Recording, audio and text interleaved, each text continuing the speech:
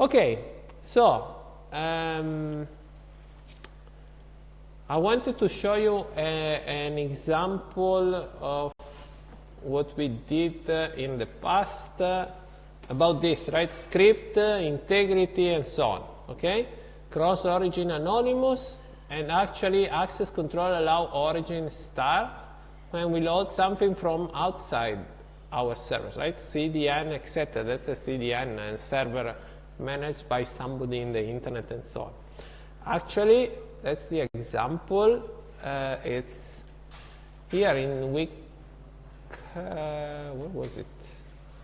Week number 4, okay? So Bootstrap 5 example, that's published on the GitHub, right? So just here. Oops, sorry, I forgot to, we should copy the whole path, okay? We're loading the file from the disk, okay? Okay? It's just from the disk, so it's a file. But it asks for information from this CDN server, so these web servers, which are different from the origin from which we started. Actually, the origin is just a file, so there is no origin.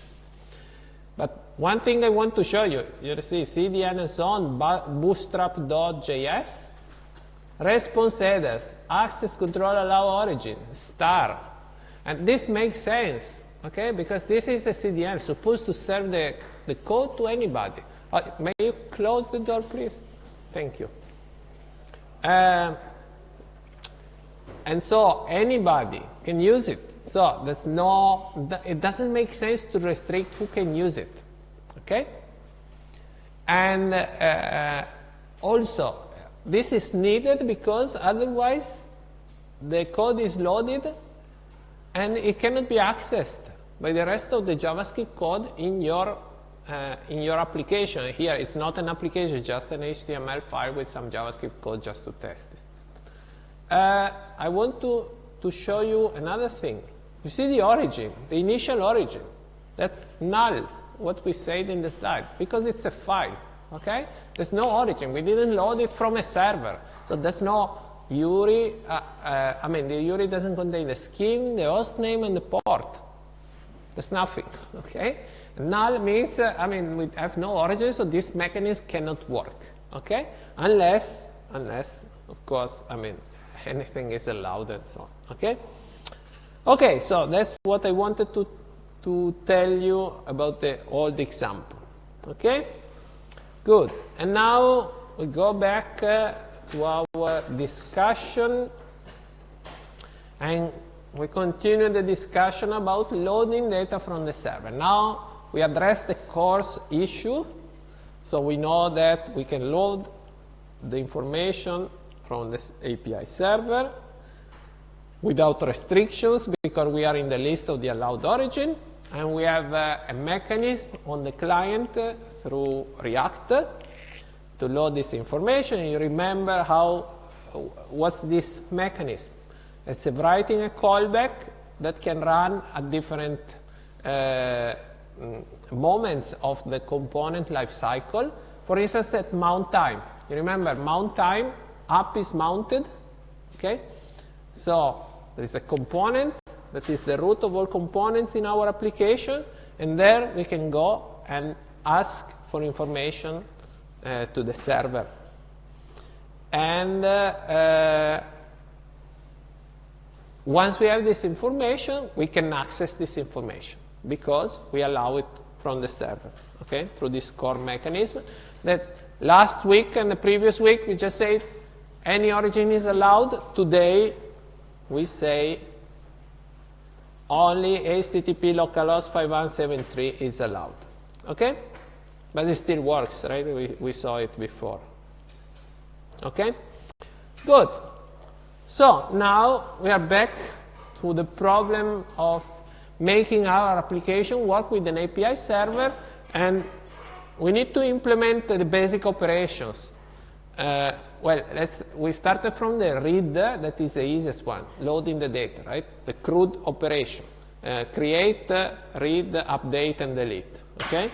So today we will address the rest, part of the rest. Read is already addressed. We will do the delete, that is the second simplest one. And then we will do the create and update, okay? Okay, good.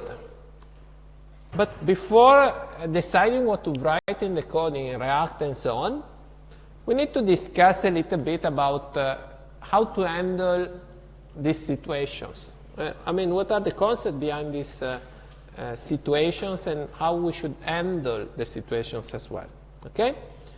So, we already understood that the information that we load from the server is a state, which is not a presentation state, it's an application state, okay?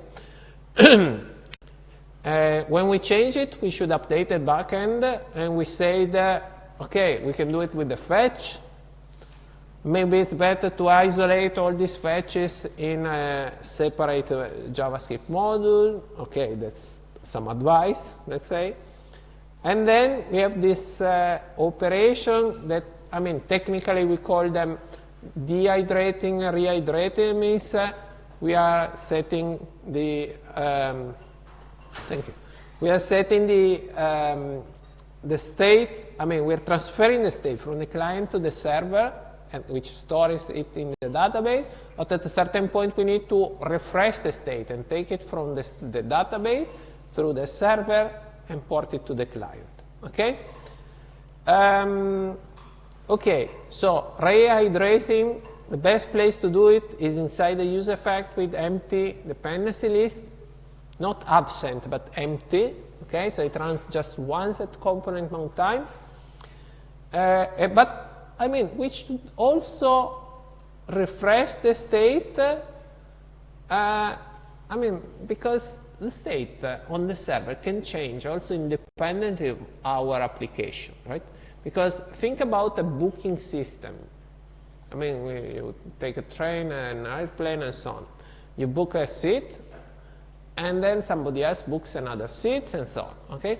So the state is which seats are booked. It's not just your application that decides which seats are booked. So at a certain point, we should align the state on your application, what you show, what you want to see in your application, with the state on the server, right? So there is this problem that we didn't address yet, okay? Because at a certain point, we would like to refresh the state. So align the state of the server with the state of the client and see the same view, the same content, right? Dehydrating is a bit more simple, let's say, because typically it happens whenever something changes in the client, and we know it because an event is generated. The user has clicked, has done an action, has confirmed something, and so on. And so this operation is a bit easier to handle because we know that it should happen because the user started the action, okay? Maybe a timeout, maybe, but the user typically starts these actions, okay? May happen several times during the React app execution, of course, because the user interacts with the application and so on. Okay, create something, update something, and so on. Okay, so rehydrating at mount time, that's easy, right? We already implemented it last week. Use effect, empty dependency list. You go and fetch some information, and then you set into a state. And this setting, the action of setting the state triggers the re-render of the React application for the component that show the state, right? We might also want to handle slow responses, but we already did it, right? So we had a loading or waiting local state. This is just the local state of the application, not something that we save on the server, of course. So let's see on the client app. So at the moment, we have something like this. Answer, set answer, empty answer list.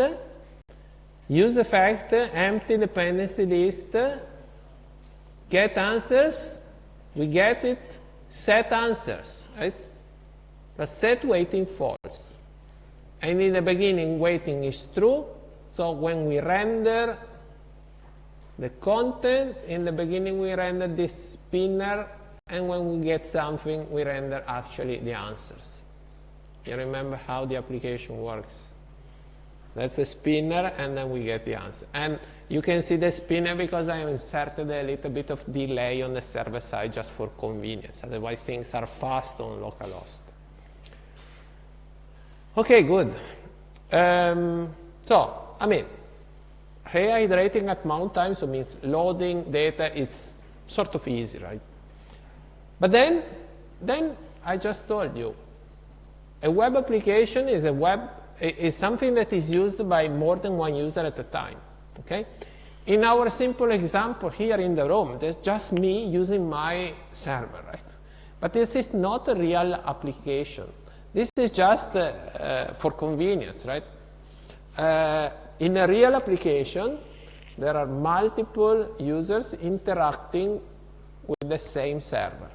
Like when you book a seat on the train, on the plane, you buy an item from a shop, or I mean, you interact with the mail server by sending email. You send an email, others send email, and so on. Others email, etc. Okay?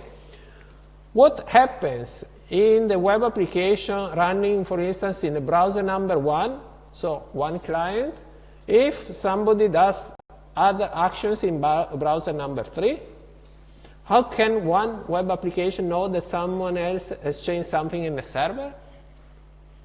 That's a problem, right? A big problem.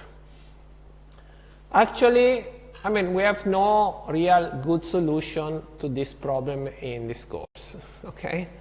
I mean, there are solutions, sort of solutions, but unfortunately out of the scope of this course, because, I mean, the ideal solution would be that the server communicates all the changes that happens on the server side to all the clients that need to know this information, okay?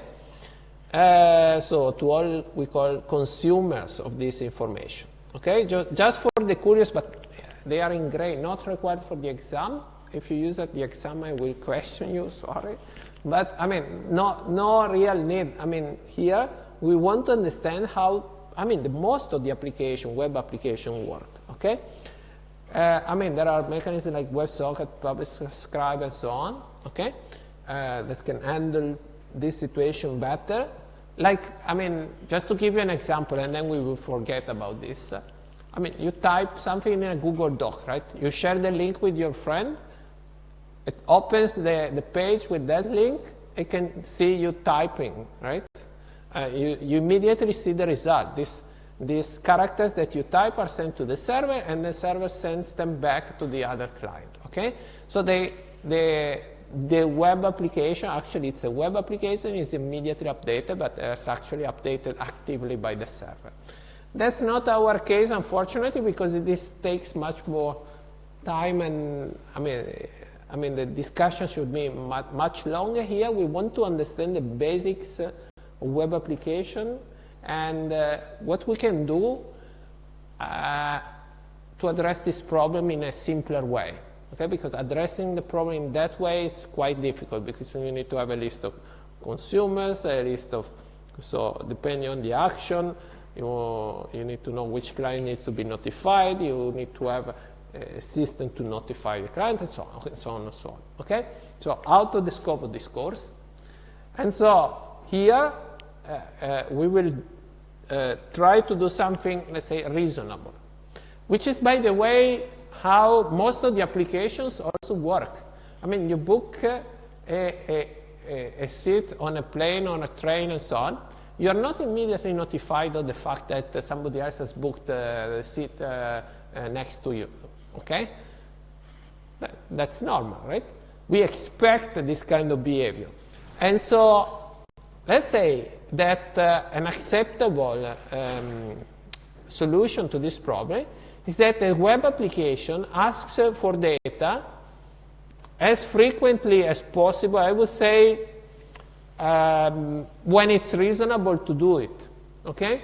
For instance, when it loads a new page or a view, you change a page, okay? You need to change a page, come back to the list of answers, to the list of films, to the booked seats and so on. Well, just reload it from the server. That's fine, okay? You're not reloading from the server every 5 seconds. It's possible in theory. You have JavaScript, you have timeouts, you have anything. But I mean, you are creating load on the server for what? I mean, you're using your network connection. Actually, there's nothing that you can really see because most of the time things don't change, okay? But you are also creating problems, okay? Because loading the server is a problem, overloading the server. Maybe you performed an action, you added something, you updated something, but you booked the seat, okay? You said, okay, that's my seat, click. I want to buy this item, click, okay. The application takes into account this action, goes to the server, it says that you want to perform that action, and then it can refresh its state. That's a good time instant to do this action, right? Or maybe periodically, if appropriate, okay? If appropriate. Only if requested. I mean, you don't want to reload things too soon, okay? Because you create a lot of load on the server side, okay? So this is not actually a solution, but it's just a way to minimize the problem, and it's actually the way that most applications use. Because, I mean, there's not so much interaction. I mean, if you are sharing a document, you're writing a document, you want much more interaction, right? You book a seat on a train, okay, you want to book it, you book it, that's all. You need to allow others to book at the same time as well. That's the purpose of web applications. It's used by many users, but you don't really need immediate notifications and so on, okay? So it's fine that once you finish your booking or you come back to check your place and so on, you want to have additional information, you can refresh the information, but you don't really need to ask the server for additional information, at additional times. Okay, so once you know that something should have changed in the API server because this dehydration operation happened, that means created, updated, delete something, well, simply refresh the data. So call the fetch with the API that tells you the new state, okay? That's fine. By the way, no need to use the use effect here, okay? We know it's a set of slides talking of use effect, but I mean, use effect, we are using it mostly at the component mount time. And then I will show you an example where you use it also outside this case, but I mean, for later. Or you access a new view. I told you, I mean, you change the page. You want some detailed information about an item. Okay, I like this, this computer, that's fine. I want to know the specification. I mean, they're not shown here, it's not being loaded yet from the server. You click on something, okay, you go on the server and take this information. Then, okay, I've read it, close it, go back to the previous view, you can refresh the list of the view, maybe with the number of items that are available and so on. We don't expect this, the name changes, okay, but maybe the number of items, available items changes, okay? So it's a good time when you do some actions on the client, it makes sense to go to the server and ask for a fresh set of information, okay? Okay. You can also do it at component mount time if your application shows a new component because of the action you did. You can use a use effect with the empty dependency list. That's perfectly fine. Okay, you put the fetch call inside the callback of the use effect. That's all. Okay, good. Okay, and then there is the issue of the user. because the user needs to be notified of the fact that you are performing the action. And that's a problem, right? Because, I mean, performing the action can take time. Like, you go to the online shopping system, Amazon, whatever you want. Okay, I decided to buy it. Let's confirm it. Click, okay? You want to pay? Okay, put my information for paying. Click, pay. Okay, it doesn't happen immediately, right?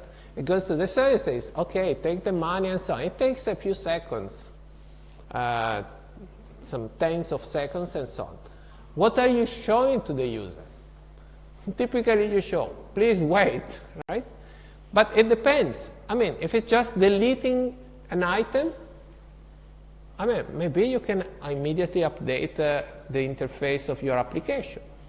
Why not? I mean, just deleting just deleting an item in the list. Why should I wait for the response from the server? I mean, the problem is that you are waiting. I'm sorry, guys.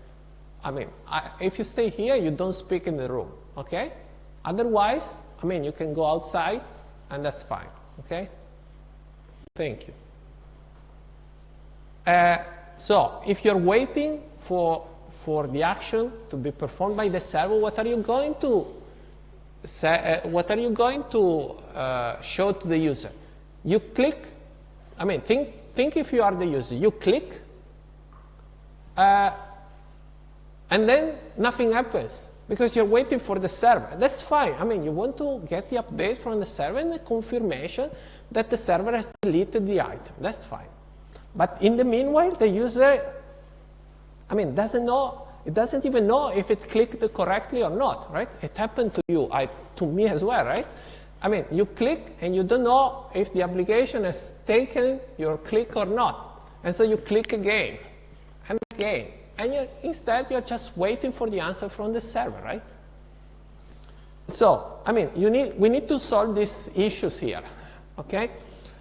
While for the loading of the data at component mount time, that was easy, right? We load the application and we wait for something. Nothing is there. It's easy. I mean, you have a spinner if you really want to have something fancy, but apart from that, I mean, we need to wait for the information. When you perform actions, you need to be much more careful. And so there are two possible approaches. Let's take this very simple example here. I mean, you add an item to the list, okay, to a list. Okay. You might want to run the actions in parallel. So I send a request to add an item to the list, to the server, and at the same time I update the user interface with the new item. That's fine, okay? But what happens in case the addition fails? That's a problem, right? Because, I mean, for the user it looks like the action was successful because you clicked and you immediately updated the interface. Or, I mean, second situation, that's the opposite, right? The state is updated only after checking that the request is successful, right? So, you send the request to the server, you wait for the addition, and then if the addition is, I mean, I would say when the response returns back, I would say regardless of the result, you refresh the state, okay? I mean, even though you should refresh the state only if the addition is successful, so you add the element, but I mean, we said before, maybe it's a good time to refresh the state in any case, okay? But the issue here is the user may not see the added item for a while, right? You click, as I told you before, you want to delete, you click, and nothing happens, and you click again, okay? So the delete maybe it's easier because you cannot delete one thing twice, okay? But the addition, you add things twice, right? Instead of having one, you have two. Instead of paying once, you pay twice, right? And that's why they tell you, once you press please wait and so on, okay, and that's one of the things. But also, I would say that this is quite good solution. I mean, block the user actions until you get a response if you really want to do in this way. If you really want to do this action in this way. Like when you pay, you click on the button disappears. You cannot press it twice. And you also know that you pressed the button because it disappeared. And there is a message, please wait, okay? That's probably an extreme example, okay? Maybe in a normal user interface, not every action is so, how to say, so risky as paying, right? Paying twice, and just maybe adding one thing. So if you add it twice, you delete the second one, that's fine, okay? But, I mean, in general, that should be the pattern. You want to either assume everything is going to be fine, but you need in some ways tell the user that the result is temporary and need to be confirmed, or you want to perform the action, wait for the answer from the server, and only after the confirmation from the server you want to update the state, okay? And also in this case, you should notify the user of the fact that, you are waiting for the answer from the server, okay? So, I would recommend the first thing, we'll try to implement both solutions, okay, from this lecture and next lecture. Probably the optimistic update is not so easy to implement, especially for the exam, okay? So maybe, we will see a simple example. Somebody tries to use it, but it's a lot of work and probably not so needed, okay? While I would say that this other pattern is kind of bare minimum for the exam, right? You should do the action and update the state depending on the result of the action, okay? And I recommend that you do this action while blocking the user from performing the action again until it is safe to do a second action, okay? We know this is not optimal, okay? Because, we are blocking the user, and blocking the user is never nice, but, as long as the application is working, reasonably fast, that's fine, okay?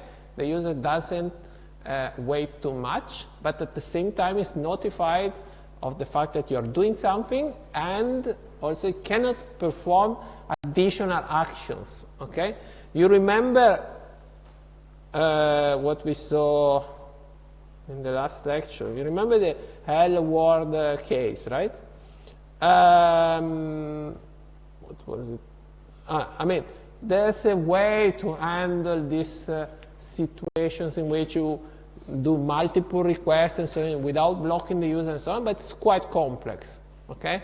So unless you really want to use it and there is a need for this kind of solution, maybe it's better to avoid it, okay? Okay, let's go back to point here.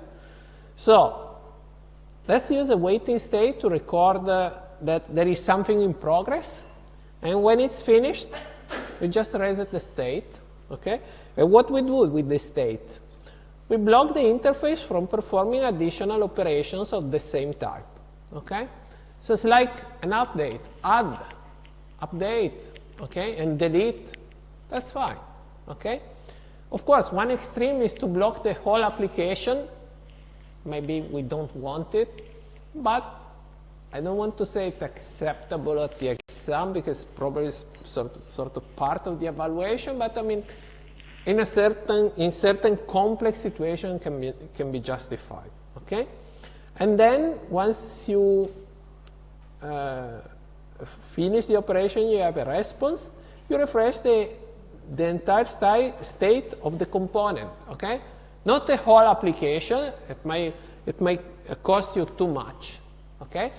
For instance, at the exam, I've seen people reload everything every time you perform an operation. I mean, there's no need to reload everything. I mean, I just added one thing in the list of items you want to buy. I mean, refresh the list that you want to buy. I mean, there's no need to refresh the whole list of products and so on and so on and so on, okay? Okay, good. Note that to do this action, there is no need for the use effect, because these actions are initiated by the user. You can write callbacks attached to events, okay? So everything can be done inside the callback, okay? And you can also perform asynchronous operation. Of course, here we write fetch directly, and in the example we will have this fetch inside a separate module and so on. But I mean, once we have the result of the fetch, and here we are waiting with the await, but you can do it with the promise then, etc. I mean, once you have the result, you set the state. React will trigger the refresh of the interface as needed if you design the state correctly. And then you set the waiting state to false, and you are ready to perform a new action, okay? Optimistic update. Again, update the state in parallel, but you need to mark the just updated item as temporary or in progress or in some ways, with some color, with something that is somehow clear in terms of meaning to the user, okay? You gray out something. You make a red background, I don't know, something that tells the user clearly that something is happening, okay?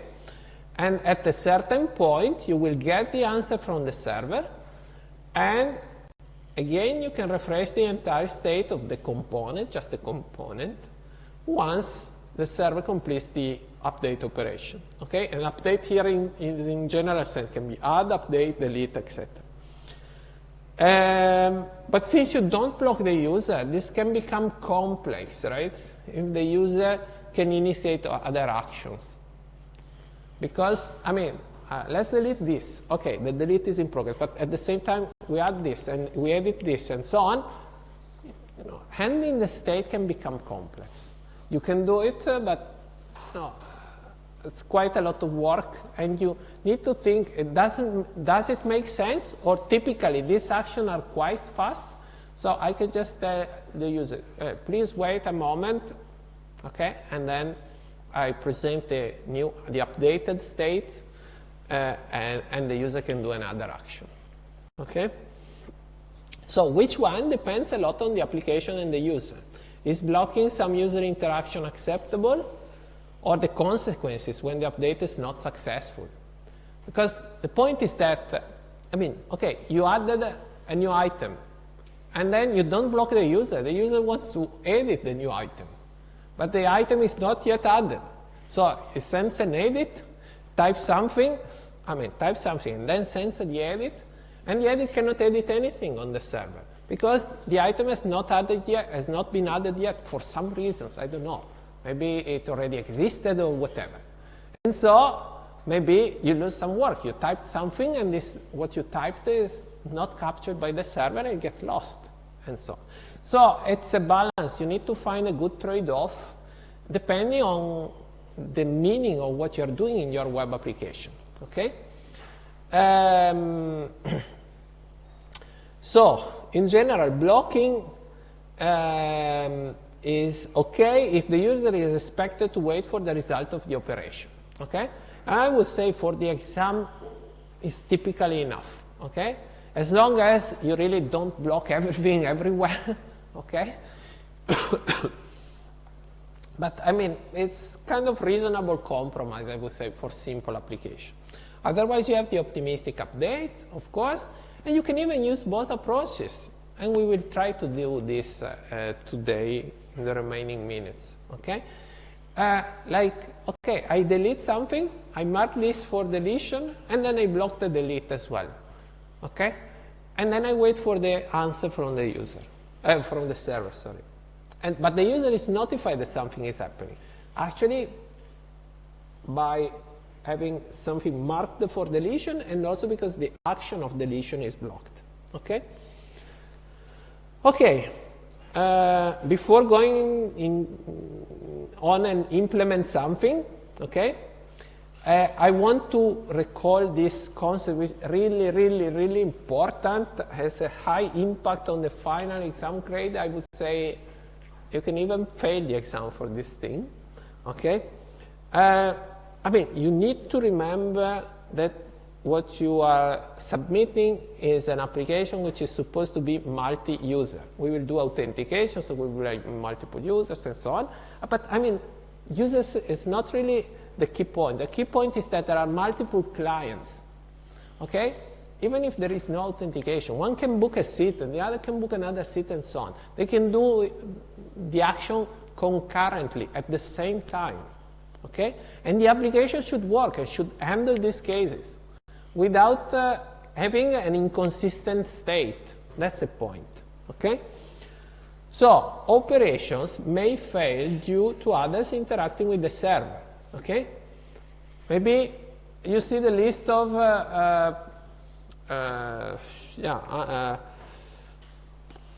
items, I mean the answers that you have, okay? In our example, there is the list of answers. You want to add an answer, and another adds another answer, okay, at the same time. And you decide that for some reasons that in your application, titles must be unique. Titles of the answers must be unique, okay? So you don't know that there is another user that thought the same thing as you, okay? And it wanted to add an answer, okay? And so, okay, you send a request, and to one user, the server will say, okay, that's fine, I added the answer. And to the other user, it will say, sorry, I cannot add the answer because there is already an answer with that title, okay? That can be the ID, can be anything, okay? You need to be prepared in your application to handle this situation in a way that the user can understand, okay? Because it's a normal way in which your application can behave, okay? You book a seat. I mean, the seat can be already occupied by others, even if it's shown as free in your web application, because others can have booked the same seat in the meanwhile, okay? So you need to be prepared to show these conditions to the user in a consistent way, okay? That means your application, of course, doesn't incur in errors, can handle the situation and can show it to the user, okay? Like an update, two users can update the same object at the same time. I want to change the title, I want to make it longer, the other want to make it shorter, okay? One of the two users will arrive first, the server will do the modification, and then you need to decide what you want to get. I mean, the server gets, the second request and applies it to the previous one, or maybe it doesn't allow to make the action because you want to modify the old title in a way and this title has already been modified, okay? You need to decide how to handle these situations in your web application, okay? So be prepared to handle concurrency failures. Good web application requires handling concurrency failures. We know it's a bit difficult because we are developing an application by ourselves, and so we are just a single user, right? But you need always to think in terms of multiple users. That's the difference from a normal application that runs on your PC without a web server and so on, and a web application. A web application has one server and multiple clients that can work concurrently on the same data. Okay? So that's why it's so important here, okay? Because it's the difference from writing a program as you did until now without web applications, so a standalone program that you run on your computer, and writing a web application. A web application is multi-user by definition, okay? Even though in most of the cases, each user works on a separate set of data, okay? But at a certain point, there will be data that are shared, okay? Or accessed at the same time by multiple users. How to handle failures? Tell the user about the failure in a way that can be easily understood, okay? At the exam, I cannot just test it with 2 clients. I delete, let's say I add an answer with a certain title. Let's say the title is unique. I add an answer from a client, and then I add another answer with the same title from another client, and it simply doesn't show up, okay? It doesn't say anything. It doesn't say error. I mean, an answer with this title already existed, and so on. If you are a user of this application, you would like to know what went wrong, right? Think when you are using web applications in general. I know not web applications are so good, or work so well, but you're doing an action in your web application, you say add, and it doesn't show up. Why? Right? Doesn't this behavior make you angry? Angry, right? You want to, have a notification. Sorry, this action cannot be performed at this time. Try again later. At least that's a minimum, right? At least you know that you clicked and something happened on the server side. Maybe you want to be a little bit more specific. Sorry, you cannot add this answer because the title has to be unique, and so on, okay? And there is already an answer with this title, and so on. And then you click, there is a button, okay, and you refresh the status. That's a good place to refresh the state, right? Because you load the new list, and the user can see that there is a new answer with this new title. That is actually the title that the user wanted to use. Okay, so dehydrate, so refresh the client state. Once you incur an error, that's for sure. You need to go to the server and ask for a new, for the new state, okay? Because you probably, actually the error happened because of an inconsistent state between the client and the server. Because if you already know that there is an answer with that title, you probably block the user from inserting the answer with that title, right? Because, you already know that this call will fail, because the answer is already there, right? But if there is not, and in the meanwhile somebody has added it, you need to handle the situation. So it's good to refresh the state. And then, if appropriate, let the user perform the operation again. It depends on the application logic, okay?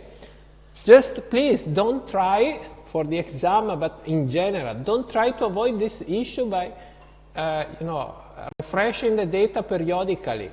Simply, it's an approach that doesn't scale.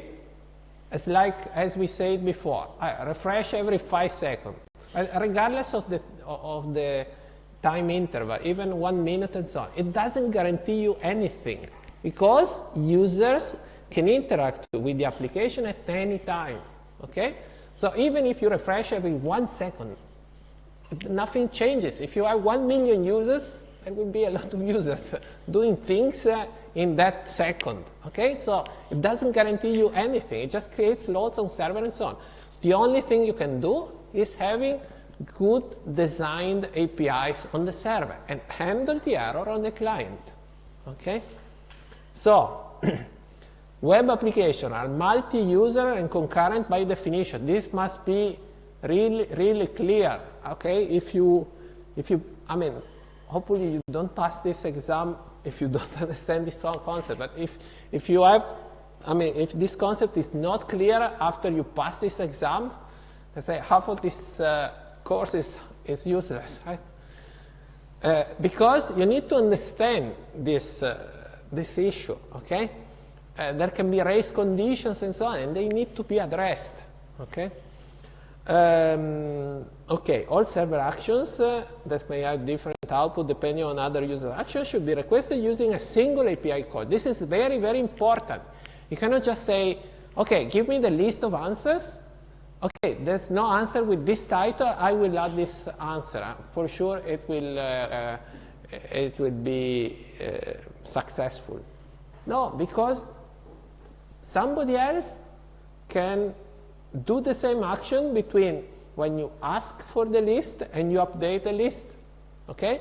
So, anything that changes the state of the server depending on the previous state must be done using a single API call. Okay? As we already said, week I think number 3, when we talked about how to design APIs. Examples. You do a bid in an auction, right? You say, I want to buy this item for 100. And there is somebody else says 110 and somebody else 120. Okay? You cannot just say, what's the current offer? It's 110. Okay, offer 120. Just write 120 on the server.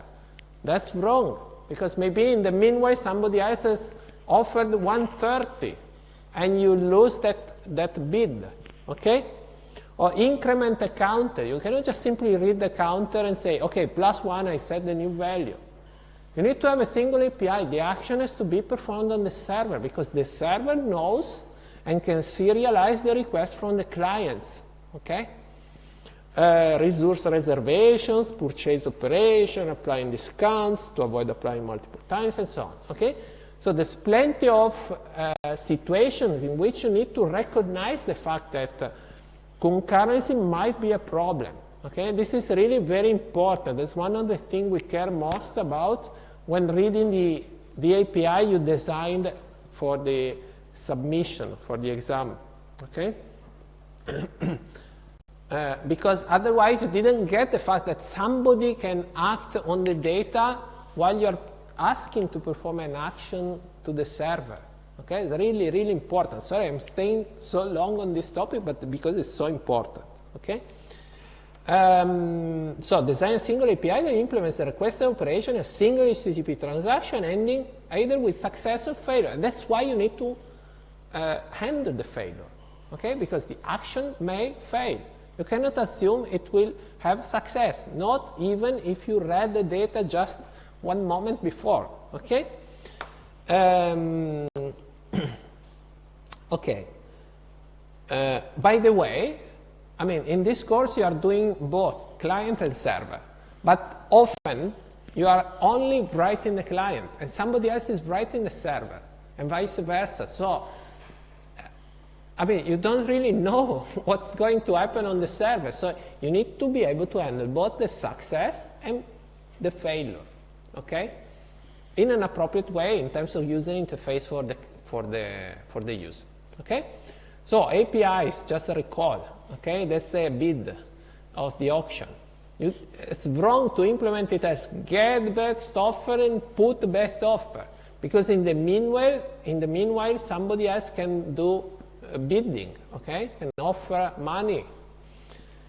You need to have an API like this. New offer, you send a new offer, and the server will decide if the software is the best offer or not. And it will tell you.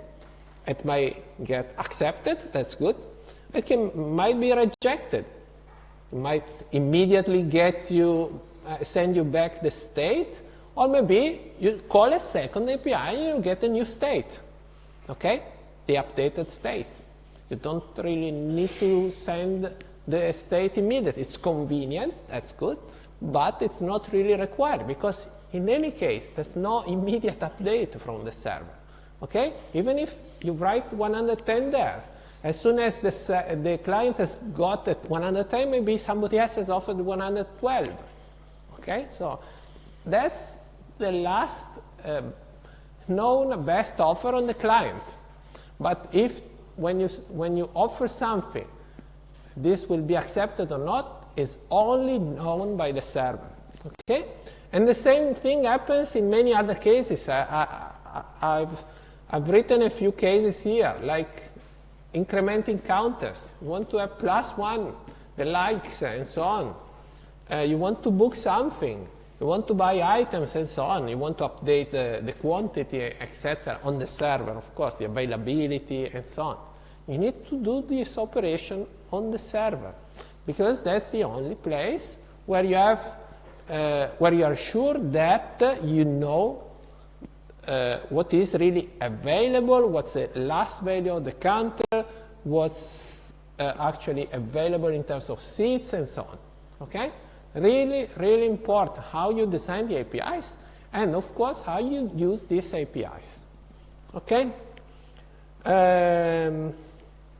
Okay, I think we can leave this for next time in programming. I mean, write some code here, and we still have 1 hour and a half on Thursday to finish the discussion. Okay, we're almost done, but I think we said enough for now, and we try to implement one functionality now in the application. And I told you we already have about the CRUD. We already have the read. And we are going to implement the delete because it's the easiest one after the read. And we have these principles in mind, okay? And now, of course, I mean, the delete is almost there. Let's do the minimum, okay? Minimum is, well, we need to have on the server side, well, just recall the application. I mean, let me close it. That's the application, right? Loads at mount time. Now it deletes, but if you reload it, that's not permanent, okay? We need to connect the delete button to an action performed on the server. Okay, good. So now a sort of optimistic update, but no connection with the server, okay? So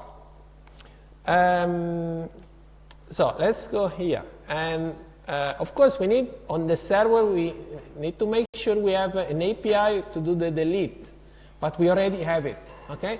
This comes from week number 3, I think, 3 or 4. There's a set of APIs, okay, that can handle the answers.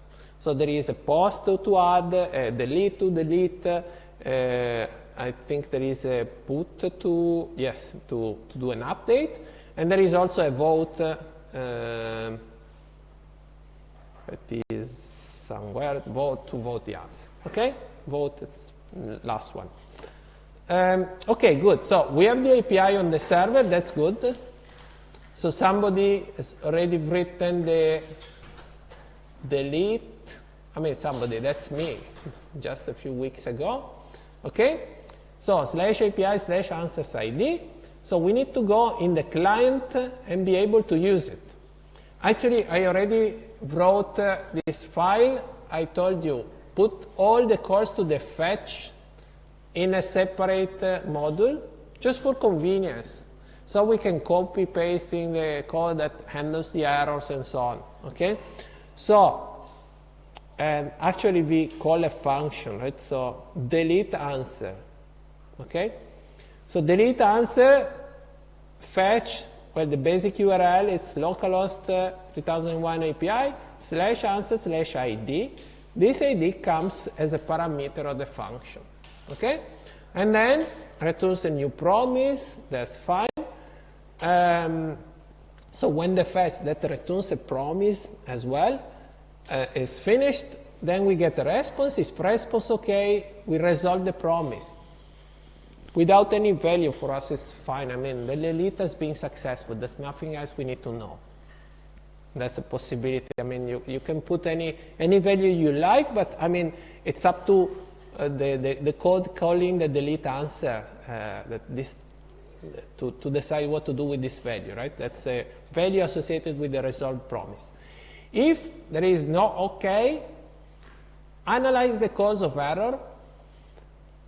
Response JSON, why? Because I decided myself on the server that in case there are errors, I send back a JSON object saying something, okay? That would be the best thing to do also for the exam. I mean, not really required, but in general, it's good to know that something has failed and the reason. I mean, a generic reason. It doesn't have to be the stack trace or whatever. I mean, it wouldn't be good from the security point of view as well, okay? Because you don't want to expose too much information, but just to say, okay, this has been successful or not, of course, and if not, maybe you can say, well, this is really generic, right? Database error, okay? But maybe you want to distinguish the case database was not available from the case, I mean, there was an actual database error. Right? You know that when you use some applications that they say database not available and so on, because for some reasons the database is not connected to the web to the server on the server side. Okay, it's not a problem of the client. It's just that you are unlucky. Okay, they are doing maintenance on the server, on the database and so on. In our case, there will be no such problem because actually our server is in process, so it's not in a separate server. So when the web server of the API runs, our database server is running as well because it's a library actually running together. And so let's say this case is particularly simple. I don't have anything to say. I mean, there has been an error. Maybe the ID doesn't exist. Maybe, hopefully, there has been no errors in the SQL query, because if there are errors in the SQL query, all requests will fail. Okay, but you need to debug your application, of course. And so here we just send back a generic error. Okay, if maybe you want to say, in case of bidding, I mean, this value is not the best offer. That's good. Okay, that's something you could write here when you want to return something that is not in the set of to say the success range of the HTTP, so 200 something. Okay. Oh, by the way, here we have another possibility for the failure, right? 422 JSON with the list of error of the validation. Okay. Even though the validation just check the ID is int. Okay. So here, I mean, this again, I mean, it's probably reasonable. Again, I mean, security is always a trade-off. You want to say something, you don't want to say too much. But I mean, saying that an ID is an integer is probably something reasonable, right? I mean, most of the IDs are integer, okay? If you don't want to say it, I mean, just say nothing, okay? You do the validation and you return, again, a generic error. The same error as the one below, okay? Up to you, okay? That's why we have this section, else, with response JSON, okay? Because we want to say send back a JSON also in case of errors. And if we do it, we reject the promise with the message that is contained here, right? So with the message is actually this JSON, this JavaScript object. Serialized in JSON, but reconstructed in a JavaScript object on the client side, okay? Or catch cannot parse server response, but I mean, hopefully it doesn't happen. Okay? Good. So we have this delete answer function. We can call it, and it does fetch, delete of a certain element. Good. Now we need to connect it to the application. So we already have a function that does the deletion, right? It's here. Set answer. And then API delete answer ID, right? Save. That's all, right? I mean, that's of course a basic version, right? Because in this way we are both updating the interface on the client and we are asking the server to perform the action, right? Okay. Let me just, okay, good. Let's try if it works, okay? Of course, I can give you just copy pasting. I have the solution. I will publish the solution at the end of the lecture, but I mean, let's just try step by step so you understand how you can test your application when it doesn't work, okay? Good. So let's reload the application just to make sure everything is fine. I like to have the inspector open as I do at the exam, because in this way I see the request, the network request, okay? Let's delete an answer. So I press on the button here, delete, the red one. Click. Okay, it disappeared from here, but nothing new. It already disappeared before. You see the delete, right? Delete, localhost 3001 API answer 1. Good. Status, there is also response from the server, 200 OK. Response is 1. Okay, it's fine. Okay, so why it is 1? Let's have a look at the code, just to recall. I mean, this is the case in which everything went fine. So try. Okay, set timeout, res JSON num row changes. Okay, the number of rows affected by the operation, just 1. With the JSON, you can also represent a single number, a single string. Okay, good. Okay, the timeout is here just to, you know, show something more. I mean, because otherwise it's too fast, right? But now we have this optimistic update. So if we click something, it immediately happens. So immediately disappears from the interface, right? Okay? But it might take time. Indeed, you see the turtle here, right? Oh, by the way, before moving on, you see the option, right? I promised I wanted to show you the option. Option is because this is a course request. So this is a pre-flighted request because it's not a GET, in short. Everything that is not a GET needs to be pre-flighted. And so the option goes to the server and we will get the response with access control allow origin. And so the browser is confident that it can send a delete request, okay?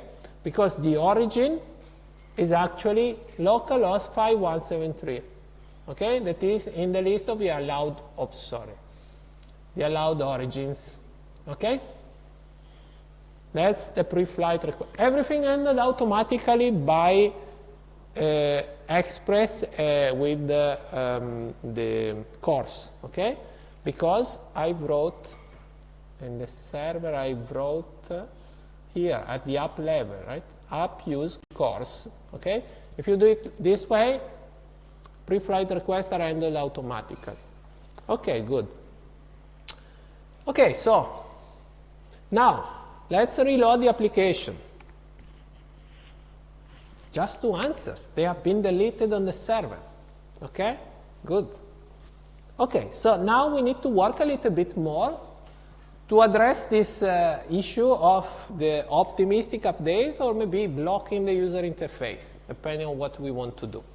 Let me show you first, the optimistic update. So we mark the thing that is being deleted as being deleted, and only when we get the answer from the server, we will update the visualization, okay? So it means that the delete function has to change, okay? Because actually, if we delete it immediately, it will disappear, right? So let me change it. Okay, I leave the old code here. Of course, we need to change a state because, yes, this could be an option. We don't actually filter to remove, but we map, so everything stays the same, but we add an attribute to an element, okay, the element being deleted, and then we need to render it in some ways, okay? Actually, I didn't want to delete true, but just for my convenience, I decided that I wrote status deleted, okay? I mean, I just add an additional property to the object that contains the information about the answer. And this additional object is like a utility value that I will use during the render. So here in components, answer components, I think I have, yes, in the answer row, I want to make the row with a different background. That is the simplest way, and I think that we can see easily also during the lecture in the projector and so on. Okay? So, how can I do this? Yes, I think, I mean, let me try to show you this. I mean, with Bootstrap, I mean, I do everything with Bootstrap if you can, because it's easier. Okay? There is a property table, what's the name? Table danger. Okay? You see, it's a red background. Okay? But let's apply it only when where it's needed. Okay? So let me write a little bit of code. So switch eStatus. Case deleted, no, I don't want to return, I want just a value. Okay, status class, because I want to have then the add and delete. Status for next time. Status class table danger, yes. Break, it's fine. Default break, yes, I don't care that much. Break. Okay. Let me close the status. Oops, sorry. Okay. Let. This is a let because I need to modify in the modify the value in the switch. Okay. Class name is status class. Yes. Okay. Save. Good. Okay. So I just reloaded the application. There are just two answers in the database. Okay? I click, it becomes red. Good. Probably it stays red, right? Why it stays red? Nobody has refreshed the status. Okay? We didn't do how did we call it? The rehydrating operation, right? So, I mean, we need to refresh the state. So let's refresh the state. Where do we do it? Delete here. Okay? Actually, I need to decide. I either use the await or I use the then catch. Okay? Delete answer is returns a promise. You remember it, right? No, that's the index, sorry, API. API delete answer returns new promise, okay? So, dot then, yes. Nothing to do. Yeah, okay, but I need to refresh, right? Yes, let me refresh it. Let's design a function, since I will do this operation many times. Okay? Refresh answers. Yes, answer list I brought. Answer list. Okay. Good. Of course, I mean, just don't forget. I mean, I need to pass a callback to the then, not call it immediately. Okay? Save. So. If everything is successful, refresh answer list. Good. And then I need to write this function, refresh answer list, but that should be simple, right? I think. Refresh answer list. Yes, here. Here. Constants, refresh answer list. Good. We want to set the waiting, not yet. So, well, what do we do? Well, actually, it's already here, right? API get answer by question ID. Dot then answers set answers. Okay? And then we can adjust things. We can put the weight, the waiting state, we can handle the errors and so on. But let's just make sure everything works when it's written in the most simple way. Okay? So that's like this, right? Yes, then, right? Okay, that's good. Refresh answer list, good. Okay, and it's called here, right? Refresh answer list.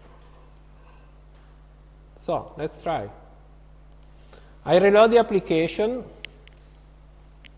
and you see there is only one, because actually it stayed red, but it didn't refresh the status. That's what happens normally in web applications, unfortunately, okay? Or maybe fortunately, so we have something to explain here to teach to you. I mean, because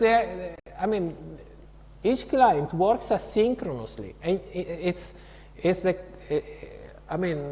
the programmer's task to synchronize the status of the client with the status of the server when it's needed, as we say, okay? So, and now I delete it and it will disappear, right? If everything works correctly. So let's click it. It stays red because I introduced the delay on the server, so we have time to see the red, and then we'll get the answer, we'll get the refresh. Okay?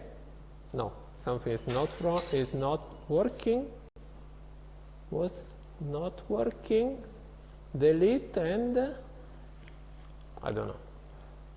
Delete answer, then, oh, sorry.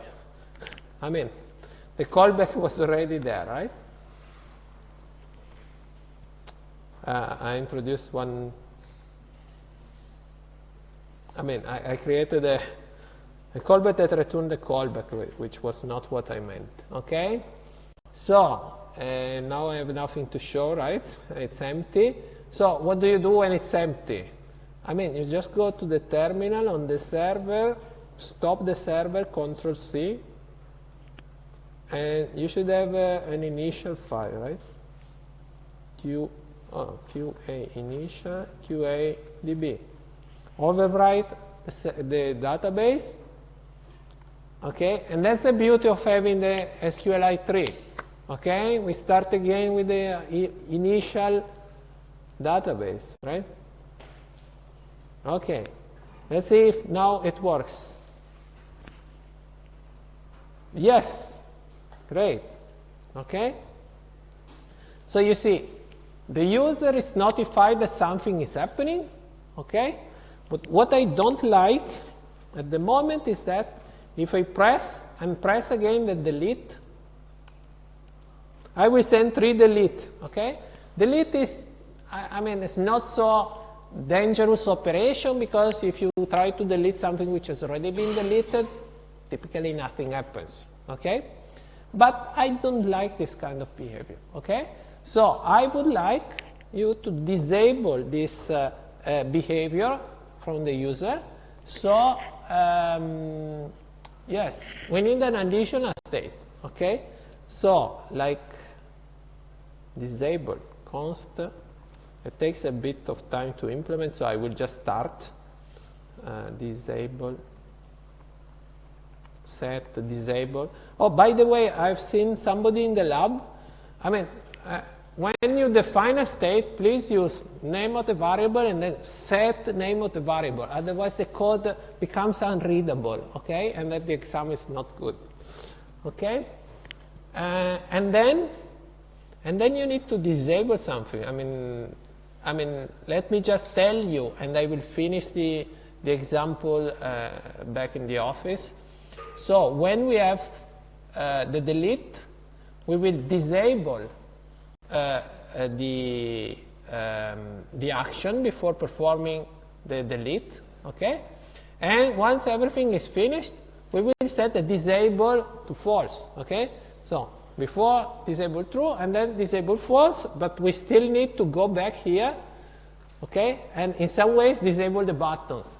So we need to conditionally render the button in a disabled or enabled way, okay? Disabled equal to, yes, prop disabled, but then these props need to be passed around, okay, from up until the table, until you get the table row and so on, okay? And that's the way in which we can do both optimistic update and, let's say, if we don't really want to use the optimistic update, we disable the buttons and the user will wait, okay? If we are nice, we say, please wait. Otherwise, the user will see the button disabled. If it doesn't take too much time, that's still fine, okay? But that's a matter more of user interface than a matter of, programming. The point is that we need to communicate in some ways to the user that we are updating the state of the application, okay? Either refreshing or doing an action and so on, okay? Okay, I think since the time is almost over, I finish here for today. And on Thursday, there is the schedule, right? And on Thursday, we still have 1 hour and a half to finish the example. I mean, it's called use effect example. We will not use the use effect so much, but I mean, we will finish the discussion of the slides and finish the example. So we'll finish, I will finish today this delete, and we will do the add and edit. But I mean, the infrastructure is already there, and we just need to adjust a few things, okay? And then we will start talking about authentication. Remember, tomorrow there's the lab, okay? Again, you're free to come or not to come to the lab. I mean, it's an opportunity for you. Please use it as it sees fit. But I mean, we will not make additional labs at the end of the course. So please, if you have something to ask, let's just come, okay? Okay, thank you. See you. Unless you have questions, but I mean, I don't see questions, right? Okay, thank you.